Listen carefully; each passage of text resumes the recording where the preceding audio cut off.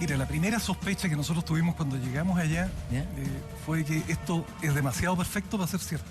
Era prácticamente estar viendo una película. Que dos aviones se incrusten con esa precisión en dos torres. Incluso ha sido cuestionado pues, a nivel de pilotos que dicen que es prácticamente imposible apuntarle con tanta precisión. Circunstancias que además eran pilotos poco experimentados los que tomaron el mando de los aviones. Era esta tripulación improvisada de conspiradores. Por otra parte, siempre se habló de que o la CIA o el gobierno de Estados Unidos supo de que iba a haber estos atentados y dejó que ocurrieran, claro, o simplemente que los organizó por sí misma.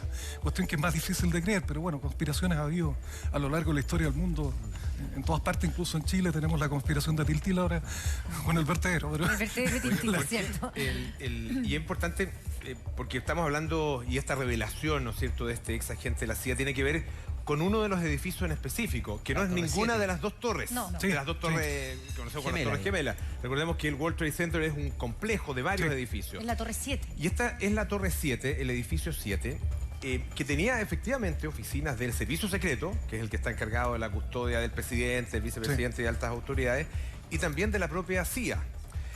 Entonces, ¿por qué es importante? Porque, bueno, estaban esas oficinas, y el edificio se cae sin haber recibido un golpe directo. Claro. Un golpe directo ni de los aviones. Recibió, sí, bastante material de el derrumbe de las dos torres. Pero eso implicaría que no hubiera caído en forma vertical, sino que se hubiera derrumbado. Claro, la duda es, bueno, ¿por qué se cae de esa manera? Claro. Esto se investigó, y se investigó específicamente para saber, bueno, si eran o no ciertas estas posibilidades de un autoatentado. ¿Y qué se sacó en conclusión? Uno, que nadie, y tampoco está registrado, alguna explosión previa. Se piensa que una explosión tendría que haber tenido incluso hasta 140 decibeles, o sea, se tendría que haber escuchado a varias cuadras a la redonda, y no se escuchó nada. Y tampoco hay grabaciones que muestren algún tipo de explosión. ¿Qué se concluyó? Que esto fue provocado por el incendio al interior de ese edificio, al interior de esa torre.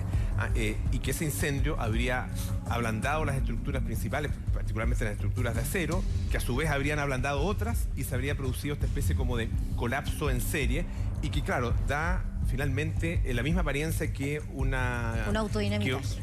Claro, que es una demolición, digamos, con estos explosivos estructurales. Eso arrojó la investigación formal. La investigación. Pero la teoría conspirativa que gira en torno a esta situación, según lo que yo he reporteado y lo que he leído, indica que desde esa torre, desde la Torre 7, se estaría, Jorge, fraguando o conspirando la caída de las propias Torres Gemelas. Era un lugar ideal estratégicamente para dirigir y de alguna manera verificar que se produjeran los derrumbes de las dos Torres Gemelas. Claro.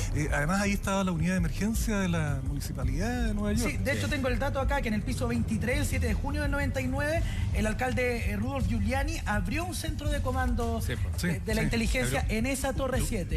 Y una de las cosas que me llamó la atención cuando estuve en Nueva York fue precisamente la capacidad de reacción inmediata de Rudolph Giuliani. Dio conferencias de prensa, armó un show en un Super Bowl, empezó a hacer una campaña a lo gringo de levantémonos, esto no es una derrota, transformémoslo prácticamente en una celebración patriótica norteamericana.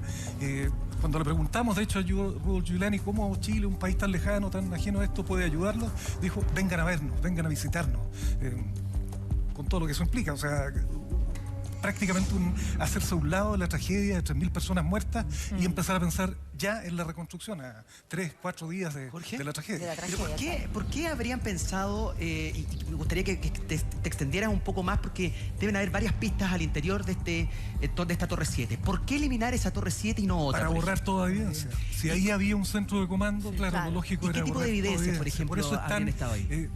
Si se estaba comandando desde ahí, tiene que haber habido aparatos de comunicaciones, planos, gente que estuvo trabajando ahí desde el comienzo de la planificación del atentado. Acuérdate que son dos torres, son dos aviones, más los que afectaron al Pentágono y el fallido atentado en Pensilvania. Dicen que ahí no habría nadie, no hubiese vivido nadie en el edificio, ¿no? A esa hora.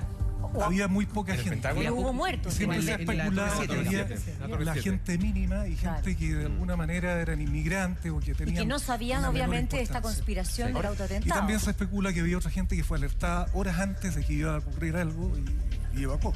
Claro, la verdad que han surgido un montón de teorías. Alguien decía, me acuerdo que lo conversamos acá mismo en el programa, que no había muerto ningún gerente de empresa, que eran todos empleados bajos. Bueno, por la hora no era horario de gerente. Pero eso es falso. Eso es absolutamente falso. ¿Ya? Murieron dueños de empresas, gerentes de empresas, gerentes de todos los niveles. Yo personalmente, y se lo planteo a ustedes como pregunta, yo no creo en ninguna de estas teorías de conspiración. No creo. ¿Puedo agregarte algo que te va a sorprender? Una información que me acaba de llegar. Esto es en un diario que se llama Despierta. Dice, Putin amenaza con liberar las imágenes de los satélites rusos del 11 de septiembre. De manera que cambiará la historia, dice.